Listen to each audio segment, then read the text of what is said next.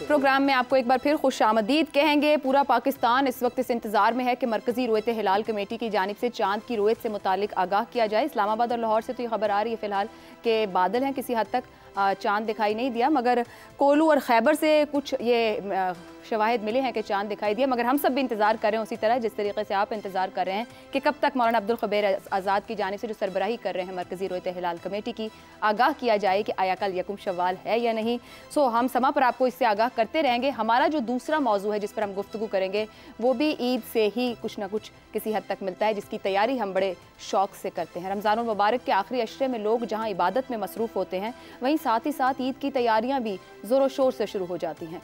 मामूल के मुताबिक आखिरी अशरे से ही मुल्क में ईद की गहमा गहमी शुरू होती है, मगर मुल्क का एक बड़ा तबका ईद की खुशियाँ भी ठीक से मना नहीं पाता, जिसकी सबसे बड़ी वजह बढ़ती हुई महंगाई है।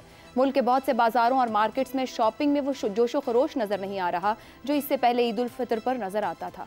सफ़ेद पोश तबके के लिए अपनी सफ़ेद पोशी का भरम रखना मुश्किल हो चुका है। मुल्क के 40% लोग जो खते गुर्बत से नीचे ज़िंदगी गुजार रहे हैं, उनके लिए अपने बच्चों को नए कपड़े और जूते दिलवाना नामुमकिन हो चुका है, जबकि मिडिल क्लास तबका भी महंगाई से शदीद परेशान है। ताजिर बरादरी के मुताबिक गुज़िश्ता साल के मुकाबले में इस साल ईद की खरीदारी में 20,000 आउटलेट्स पर मुश्तमिल 200 ब्रांड्स में 20% खरीद में कमी आई है। इदारा शुमारियात के मुताबिक ईद से कबल महंगाई में इजाफा हुआ है। हालिया हफ्ते के दौरान मुल्क में रोज़मर्रा इस्तेमाल की अशिया 16 अशिया की जो कीमतें उनमें इजाफा हुआ है, जबकि गुज़िश्ता रोज़ी नेपरा ने बिजली की कीमत में 4 रुपये 92 पैसे फ़ी यूनिट इजाफा किया। गुज़िश्ता हफ्ते भी हुकूमत ने बिजली में 2 रुपये 75 पैसे फ़ी यूनिट महंगाई की। बिजली की कीमत में यह इजाफा ऐसे वक्त में किया गया है जब गुज़िश्ता रोज़ी आलमी बैंक ने कहा था कि पाकिस्तान में बिजली और गैस की कीमतों में इजाफे ने महंगाई को 50 साल की बुलंद तरीन सतह पर पहुँचा दिया है। इन तमामी माशी आशारियों के बाद अवाम जो एक तरफ ईद की भरपूर खुशियां मनाना चाहते हैं, सेलिब्रेट करना चाहते हैं, तो दूसरी तरफ कमर तोड़ महंगाई अवाम की खुशियों की दुश्मन बनी हुई है। इसी पर गुफ्तगू करते हैं किस तरीके से माशरे में एक दूसरे का हाथ पकड़कर मामलात को कदरे बेहतर करने की या एक दूसरे का साथ देने की कोशिश की जा सकती है। पैनल के लिए सवाल इस तरह से: अमारत की इंतहा, गुर्बत की पस्ती, अमीर तबके की ईद ब्रांड्स के साथ गरीब के लिए मुकद्दस त्यौहार के बुनियादी लवाजमात पूरे करना भी मुश्किल। क्या माशी हालात ने ईद की खुशियों को भी मजीद तबकाती बना दिया? हसन निसार साहब। देखें, बात सुने, आपको अमीर और गरीब तबका की बात नहीं करनी चाहिए थी, इससे कंफ्यूजन फैलता है। दो टोक अंदाज में आपको ये कहना चाहिए था कि ईद सिर्फ 5% लोगों की होती है, ठीक, जो साल भर चलती रहती है, और मुहर्रम में एक ऐसा अवामी महीना है जो गरीबों के लिए सारा साल चलता है।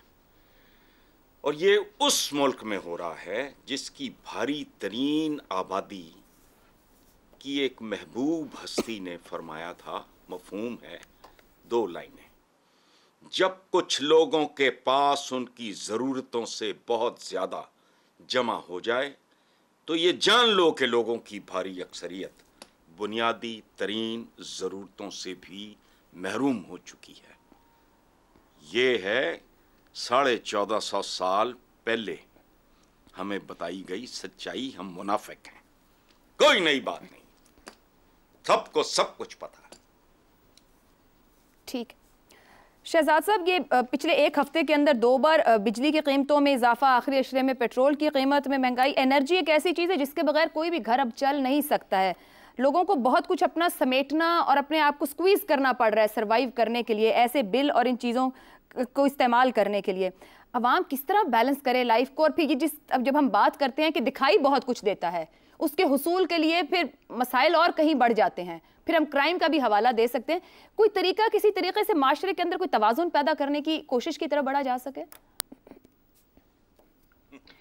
अच्छा, रियासत की जिम्मेदारी पे मैं आता हूं एक लम्हे में, लेकिन उससे पहले मुझे एक चीज कहने दीजिए कि अल्लाह ताला के अपने निज़ाम में जब इंसान एक जैसी कुव्वत इस्तात के साथ पैदा नहीं हुआ, अक्ल के हिसाब से, दौलत के हिसाब से, वसाइल के हिसाब से, रहन सहन के हिसाब से, हर माशरे के अंदर कमियां और बेशियां हैं। बहुत अमीर भी हैं, बहुत गरीब भी हैं और बहुत सारे दरमियाने भी हैं। अब काम क्या करना है होता है लेकिन ईद का जो कॉन्सेप्ट है, क्योंकि आपका सवाल ईद के तनाजुर में है, ईद के तनाजुर में हर शख्स जिस सतह पे भी माशरे के एग्जिस्ट करता है, वो ईद वाले दिन थोड़ा सा उस सतह से बेहतर करने की कोशिश करता है।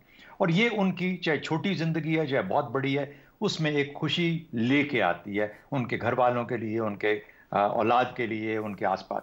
40% से कम लोग जो कि बहुत मुश्किल है और पाकिस्तान के अंदर जो एग्जिस्ट करते हैं, वो जिम्मेदारी आती है रियासत के ऊपर। वहां रियासत फेल हुई है। इतनी बड़ी तादाद में लोगों को सतह गुर्बत से नीचे से नहीं होना चाहिए। क्या वजह है? इस वजह से कि ना टैक्स का निज़ाम फाल है, ना आप अपने रिफॉर्म सही तरीके से ला सकते हैं। बिजली की कीमत बढ़ाने से बिजली का जो मसला है, बिजली का जो आपने क्राइसिस क्रिएट किया है बिजली के निज़ाम का, वो सही नहीं होगा। कीमत उन्होंने जिन्होंने अगर बराबर करना था मामला, जितना नुकसान हो रहा था, तो उन्होंने मांगा था 10 रुपए फी यूनिट बढ़ाने का। फाइनली नेपरा ने 4 रुपए 92 पैसे बढ़ाया। ये कोई 4 रुपए 92 पैसे भी पता नहीं कितने लोगों की कमर तोड़ के रख देगा। लेकिन अंदाजा लगाइए कि मांग क्या रहे थे वो लोग, मांग क्या रहे थे वो लोग। इसका मतलब है कि इस निजाम को कवर किया जा रहा है हमारे हुक्मरानों की तरफ से कि कीमत बढ़ाई जाओ, लेकिन वो जो रिफॉर्म जैसे कैपेसिटी चार्जेस हैं, जैसे कि जहां महंगी बिजली पैदा हो रही है। क्यों महंगी बिजली पैदा हो रही है? वो कहते हैं इसलिए क्योंकि एलएनजी के, आरएलएनजी के कुछ ऐसे मगरमच्छ बैठे हैं जो कि इंपोर्ट करते हैं और कहते हैं कि अगर आपने हमसे ना ली तो फिर हम आपके लिए मसाइल क्रिएट करेंगे। इसलिए जो सस्ते वसाइल उनको छोड़ के आपको आरएलएनजी पे उसकी कीमत बढ़ गई है।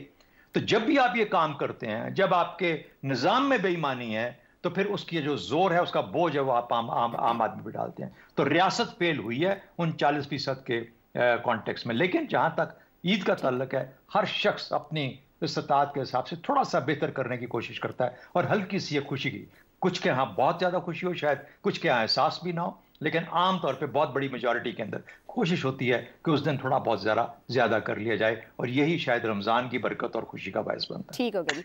अब सर साहब, महंगाई का 50 साल रिकॉर्ड टूट गया। कहीं ना कहीं जाहिर बात है कई सालों की बहुत सी गलतियां ऐसी हैं, क्या माशरे के अंदर एहसास जिम्मेदारी और रियलाइजेशन होगी कि हम सबको भी अपना हिस्सा डालने की जरूरत है। हम जिम्मेदारियां इधर उधर तो फिक्स करते हैं, जाहिर बात है रियासत और हुकूमत की भी जिम्मेदारी है, मगर बतौर माशरा कि हम खुद सेंसिटिव हैं अपने मसाइल की तरफ कि एक दूसरे का हाथ पकड़े। देखिए, हाथी के पाँव में सबका पाँव होता है। जो आपकी लीड करती है आवाम भी बस उसके पीछे चल पड़ती है भेड़ चाल में। ये तो पूरी दुनिया का असूल है। और हसन निसार साहब का वो जो मशहूर मारूफ एक उन्होंने स्टैंड लिया हुआ है डीएनए के बारे में। बदकिस्मती ये है कि जो कुछ होता है हमारे मुआशरे में और हमारी हुकूमत में, उसमें शक तो फिर डीएनए पे जाता है, या फिर कल्चर हमारा ऐसा बन गया है कई सदियों की गुलामी से कि अब हम उससे शायद हमारा डीएनए बदल गया, ये भी हो सकता है।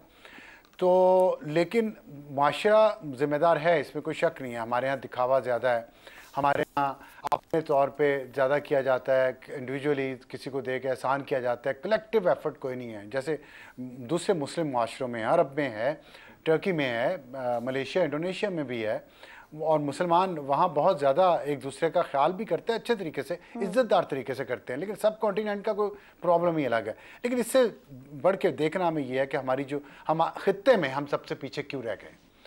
अब हमारा हमेशा मुकाबला इंडिया से रहा है हर फील्ड में। आज मैं देखता हूँ कि इंडिया में गुर्बत जो है वो 15% है, पाकिस्तान में 38% है, बाज़ के मुताबिक 40% है। अब ये फ़र्क देखें पिछले 20 साल में कितना पड़ गया है दोनों ममालिक में।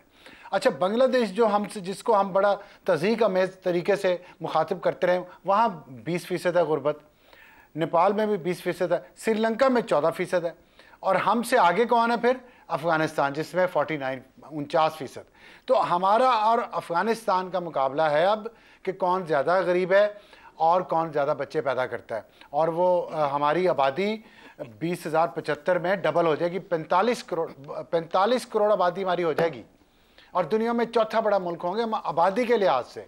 तो ये हमारे जब ये हमारी सोच है मजहबी तौर पे भी, सियासी तौर पे भी, कि बच्चे ज़्यादा होंगे तो हम ज़्यादा ताकतवर होंगे।